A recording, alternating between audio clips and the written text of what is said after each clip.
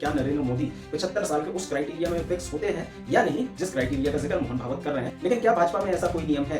तो क्या आरएसएस प्रमुख अपनी कुर्सी 75 वर्ष का हो जाने पर किसी और के लिए छोड़ेंगे? क्या नरेंद्र मोदी अपनी कुर्सी 75 वर्ष का हो जाने पर किसी और के लिए छोड़ेंगे? आज की वीडियो में जानिए मोहन भागवत के वो बयान जिसके बारे में ये कहा जा रहा है कि वो नरेंद्र मोदी को लेकर के इशारा करने वाला बयान है। क्या उस बयान की सच्चाई है? आज की वीडियो में ये जानिए कि भारतीय जनता पार्टी के ऐसे कौन से नेता हैं जिनका 75 वर्ष की उम्र के बाद टिकट काट दिया गया और भारतीय जनता पार्टी में क्या ऐसा कोई नियम भी है?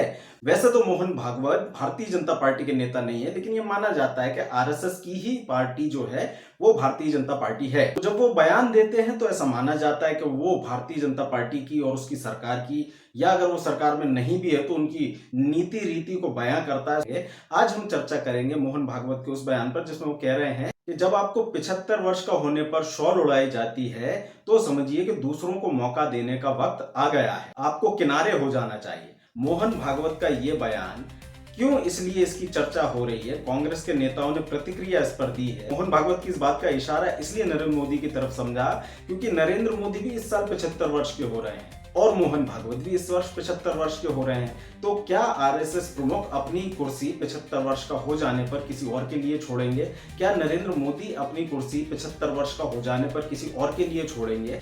ये जवाब भाजपा से अपेक्षित है। हालांकि भारतीय जनता पार्टी ये कहती रही है कि भारतीय जनता पार्टी में 75 वर्ष का कोई नियम नहीं है, लेकिन कांग्रेस के नेता जयराम रमेश ने इस बारे में एक्स पर लिखा है कि बेचारे पुरस्कार जीवी प्रधानमंत्री ये कैसी घर वापसी है। लौटते ही सर संचालक ने उन्हें याद दिलाया कि 17 सितंबर 2025 को वे 75 साल के हो जाएंगे। प्रधानमंत्री भी सर संचालक से कह सकते हैं कि वे भी 11 सितंबर 2025 को 75 साल के हो जाएंगे।